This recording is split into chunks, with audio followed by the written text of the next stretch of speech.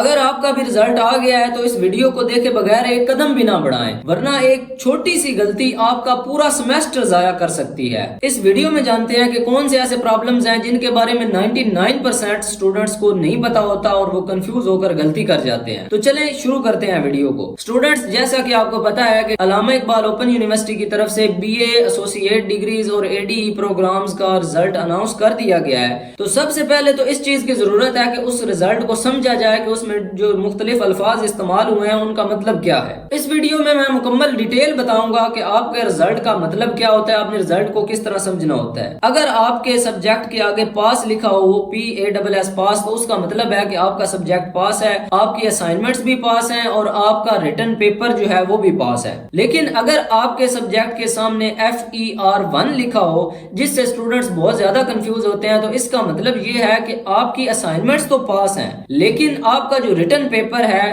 وہ فیل ہے، اس کے اندر آپ کے 40 مارکس نہیں بن سکے، اس وجہ سے آپ کا سبجیکٹ پاس نہیں ہو سکا۔ اب یہ FER1 کس لیے لکھا ہوا ہے؟ یونیورسٹی آپ کو ایک اور چانس دے رہی ہے کہ آپ ری اپیئر کر کے اسائنمنٹس کے مارکس آپ کے وہی رہیں گے، اسائنمنٹس آپ کو دوبارہ نہیں لکھنی پڑیں گی، لیکن آپ کو پیپر دوبارہ دینا پڑے گا، آپ دوبارہ پیپر دے کر اس کو پاس کر سکتے ہیں۔ اگر آپ کے سبجیکٹ کے سامنے FER2 لکھا ہو، اس کا مطلب یہ ہے کہ آپ ایک چانس اویل کر چکے ہیں ری اپیئر والا، اب آپ دوبارہ سے ری اپیئر ہو سکتے ہیں۔ مطلب ایک دفعہ آپ نے پیپر دے دیا ری اپیئر میں، آپ سے پاس نہیں ہو سکا، پھر آپ دوسری دفعہ اگین ری ٹیک کر سکتے ہیں اس کو، اسائنمنٹس کے نمبر وہی رہیں گے، جسٹ آپ نے پیپر دے کر اس کو پاس کرنا ہوگا۔ اس کے بعد تیسرا آپشن، اگر آپ کے کسی کورس یا کسی بک کے سامنے فیل لکھا ہو، FAIL فیل، تو اس کی دو وجوہات ہو سکتی ہیں۔ ایک وجہ یہ ہو سکتی ہے کہ آپ کی اسائنمنٹس اور آپ کے جو ریٹن پیپر ہے وہ دونوں پاس نہیں ہے، تو آپ کا پورا جو سبجیکٹ ہے وہ فیل ہے،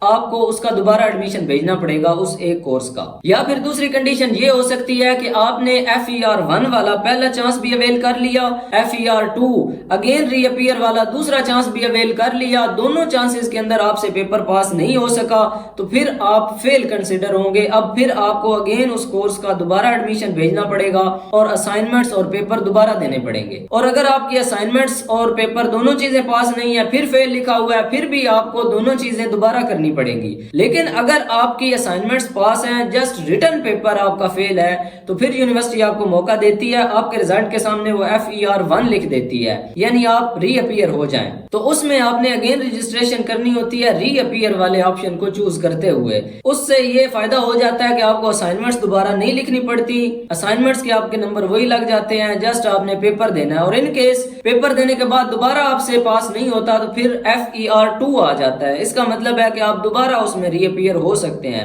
سٹل آپ کے اسائنمنٹس کے نمبر وہی رہیں گے۔ FER2 کے ذریعے پیپر دینے کے بعد پھر اگر آپ سے پیپر پاس نہیں ہوتا تو پھر یونیورسٹی آپ کا وہ پورا جو سبجیکٹ ہے وہ فیل کر دیتی ہے، اس سبجیکٹ کی پھر آپ کو اسائنمنٹس اور اس کا جو ریٹن پیپر ہے وہ آپ کو دوبارہ ساری چیزیں دینی پڑیں گی۔ اسٹوڈنٹس، امید کرتا ہوں رزلٹ سے متعلق آپ کی ساری کنفیوژنز دور ہو چکی ہوں گی۔ اس کے علاوہ اگر مزید آپ کا کوئی بھی کوسچن ہو، کوئی بھی کنفیوژن ہو، آپ ایزیلی اسکرین پر دیے گئے واٹس ایپ نمبر پر پوچھ سکتے ہیں، ہم سے جتنا ہو سکا ہم آپ کو فیسیلیٹیٹ کرنے کی پوری کوشش کریں گے۔ ملتے ہیں نیکسٹ ویڈیو کے اندر، اللہ حافظ، ٹیک کیئر۔